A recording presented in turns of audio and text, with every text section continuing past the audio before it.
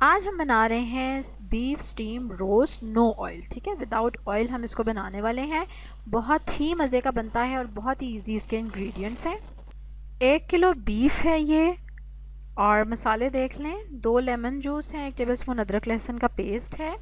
फिर हमें चाहिए 2 टीस्पून, 1 टीस्पून नमक, फिर 1 टीस्पून लाल मिर्चें, गरम मसाला है 1 टीस्पून, काली मिर्चें हैं और ये कचरी पाउडर है आधा टीस्पून। ठीक है, अब हम क्या करेंगे, इन सारे मसालों को हम गोश्त में डाल देंगे और मैरिनेट करेंगे। गोश्त अगर लेग वाली साइड का है, नेक वाली साइड का है और तो ज़्यादा अच्छा है। ठीक है, वो ज़्यादा फ्लेवरफुल मीट होता है, मछली का गोश्त है जैसे, तो वो उसमें ज़्यादा मज़े का लगेगा। वरना जो भी गोश्त आपके पास अवेलेबल है सेम आप यही करेंगे।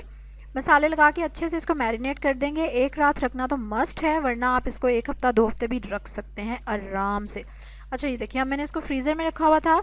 अब इसको मैंने देगची में डाला है और क्योंकि पानी नहीं है अभी, इसलिए मैंने थोड़ा सा पानी डाल दिया, वरना ज़रूरत नहीं है। उसके बाद आप इसके ऊपर ढक्कन दे देंगे और इसको आराम से आपने स्लो फ्लेम पे कुक होने देना है। ठीक है, हल्की आंच पे आपने इस गोश्त को पकने देना है, कम से कम भी ना 2 घंटे। दरमियान में आप चेक करते रहें हर आधे घंटे बाद या पौने घंटे बाद, कि पानी बिल्कुल खुश्क ना हो जाए। ठीक है, वरना आप 2 घंटे इसको कम से कम पकने देंगे। और अगर आपको लग रहा है कि अभी भी गोश्त इतना नरम नहीं हुआ, तो आप इसको थोड़ी देर और कुक होने देंगे स्टीम में ही। अब अगर गोश्त गल गया है लेकिन पानी थोड़ा सा है, तो कोई बात नहीं, आप आंच थोड़ी सी तेज़ करके वो पानी खुश्क कर देंगे और ज़बरदस्त सा बीफ स्टीम रोस्ट हमारा रेडी हो जाएगा। अच्छा, ये देखें कितना ज़बरदस्त सा रोस्ट रेडी। हमने कोई इसमें ऑयल, कोई घी नहीं डाला। और ये देखें, अभी मैं आपको दिखाती हूँ कि कितने अच्छे से गोश्त गल चुका है। ये देखें, फ़ौरन से ही टूट रहा है एक ही हाथ से। इसी तरह से ये गल जाना चाहिए। और अब आप इसको एज इट इज़ खाएं तो बहुत ही मज़ा आएगा। और इवन आप इसको 1-2 दिन रख के भी खा लेंगे ना, तब भी ये और टेस्टी लगता है।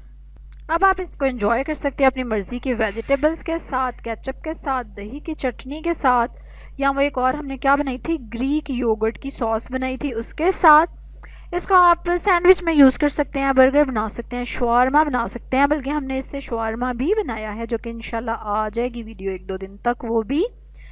और आप जब बीफ रोस्ट बताते हैं तो आप ज़रूर बताएं कि आप उसमें क्या ख़ास मसाला ज़रूर डालते हैं। अच्छा, इसमें कचरी पाउडर डालते हैं आप लोग के नहीं?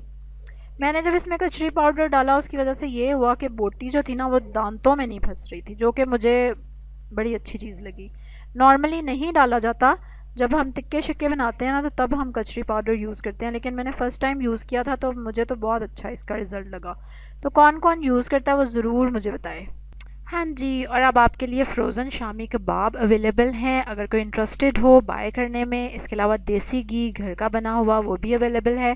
डिस्क्रिप्शन में दोनों लिंक्स हैं, आप वहाँ पे उसकी प्राइसेस देख सकते हैं। और जो जो इंटरेस्टेड हो ज़रूर कांटेक्ट करें। और अब आप क्या करेंगे, जल्दी से लाइक करेंगे मेरी वीडियो को, सब्सक्राइब करेंगे मेरे चैनल को, बेल आइकन पर ज़रूर क्लिक करेंगे। कल एक और ज़बरदस्त सी रेसिपी के साथ आपसे मुलाकात होगी, तब तक के लिए अल्लाह हाफिज़।